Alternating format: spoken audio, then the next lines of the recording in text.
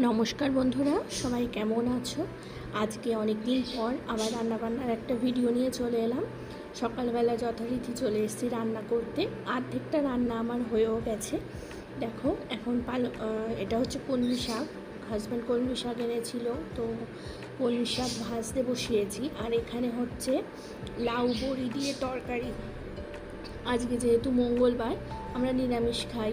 আর ওখানে ডাল হচ্ছে, ভাতও হয়ে গেছে, খালি শাক ভাজাটা নামাবো, লাউয়ের তরকারিটাও নামাবো, তাহলেই হয়ে যাবে। আর ডালটা সাঁতলাতে হবে।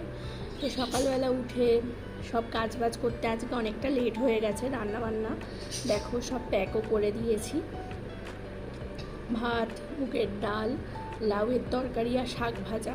আর এখানে আছে, আমি রাত্রিবেলা ছোলা আর বাদাম ভিজিয়ে রেখেছিলাম, তো এটাও দিয়ে দেব।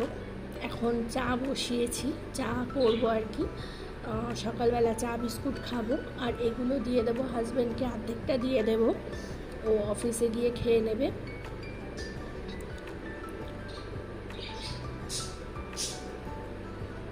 আর বাকিটা আমার জন্য ভেজানো থাকবে, আমি পরে খেয়ে নেবো সময় করে।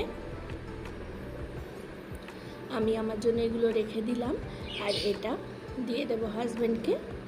তো চলো এবার লাঞ্চটা প্যাকও করে নিই। আর দেখো লাস্টে আমি আম কেটে দিয়েছি, একটু ফলের মধ্যেও দিয়েছি একটু বেদানা আর কমলা লেবু দিয়েছি। তো এখানে সব প্যাক করাও হয়ে গেছে। আমি ভালো করে গুছিয়ে ব্যাগটা বাইরে রেখে দিয়েছিলাম। এই যে বাইরে রেখে দেবো। আর এবার চা খেতে বসবো। চা করাও হয়ে গেছে, এই যে চা খেতে বসবো, চা আর বিস্কুট। তারপর হাজব্যান্ড বেরিয়ে যাবে, টুকিটাকি তখন কিছু কাজ আছে, তো সেগুলো করে নেব। এই যে দেখো বিস্কুট, এটা হচ্ছে বিস্ক ফার্মের বিস্কুট, খুব ভালো খেতে বিস্কুটটা। তো চলো, চা খাওয়া হয়ে গেছে, এবার একে আমি লাঞ্চ বক্সটা দিয়ে দিই। এই দেখো বেরিয়ে গেল। তো ভিডিওটা কেমন লাগলো অবশ্যই জানিও। চলো টাটা।